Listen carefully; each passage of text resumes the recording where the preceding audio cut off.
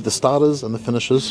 Hello, my name is Josh Withers, and you are tuned in to a little bit of digital stuff that will hopefully just inject itself into your wedding and just make it really good. This is the Rebel's Guide to Getting Married. I'm currently sitting in a country called Finland in the airport of Helsinki, and I spent the whole time here realising that look, it's a fine city, it's just quite underwhelming. I really want to make a Finnish pun about being finished, and it was just too cold to really do anything like that. But as I was thinking about that, I thought, you know what, I should do a Rebel's Guide about finishing a wedding. Not Finlanding, but like finishing, like wrapping it up.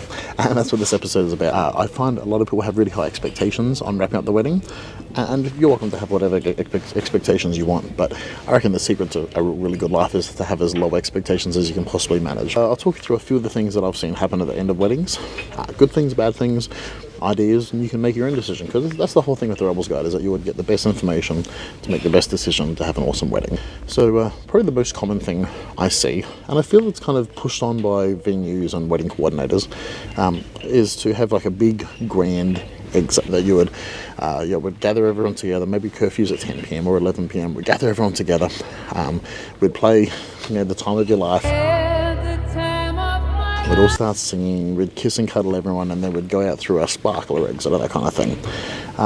Cool, like not the worst thing. A couple of issues I see with that.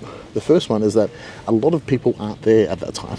They've gone home, they've got kids, they're old, they're tired like me, whatever it is, and they've left. So you might have invited 100 people to your wedding.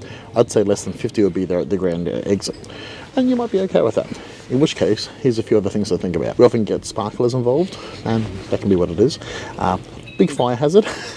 And probably the biggest struggle I see as an MC that's actually putting that kind of gear together is trying to get everyone in a line. Everyone's had a few drinks and their care factor is already really low. I've talked a lot in this podcast and vlog about managing expectations and making sure everyone cares enough to be involved. And I hope that you have friends and family that are. But at the end of the night, that's the smallest amount of care you're going to get from everyone.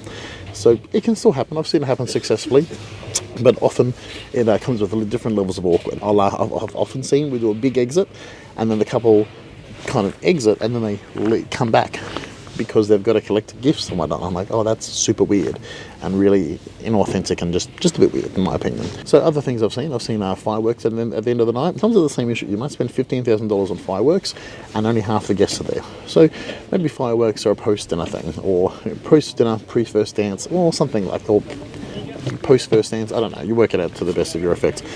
But at the end of the night, it might be a little bit underwhelming.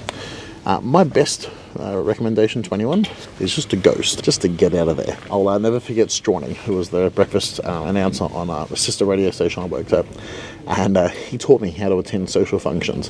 In our role as a breakfast radio announcer, where we'd have to be up at 6, we'd have to be on air at 6, we'd have to be up at 4 a.m. the next morning, so we haven't got time to stay all night long at a massive function. We'd get there, we'd say hi, we'd shake hands, we'd make sure the right people saw us, and then we'd announce to the group that we've got to go to the bathroom.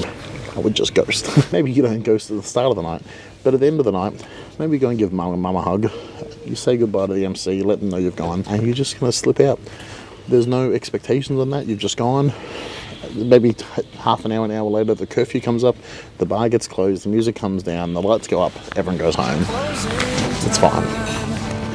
Now, there's also the option for the party heads. Look, this isn't me.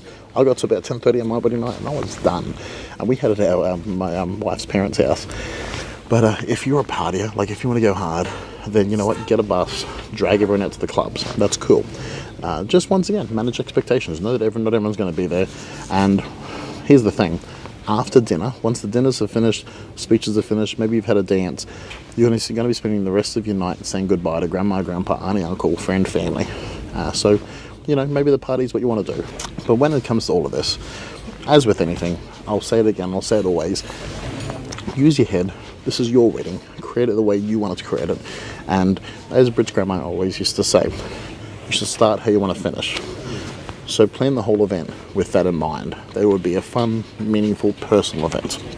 This has been Josh Withers, talking to you from Helsinki Airport, about to fly to Tokyo. So if next time you see me, I'll be really tired. Thank you to Harley from Bob Creator for holding the camera. Good work, House. If you want to leave a comment, you can jump into Facebook, Instagram, YouTube, jump into the comments. If you've got questions for me to answer in the podcast or the vlog, hello@therebels.guide. And if you want to link other people to other episodes, then just share this one that you're listening or watching to, or send them to www.therebels.guide.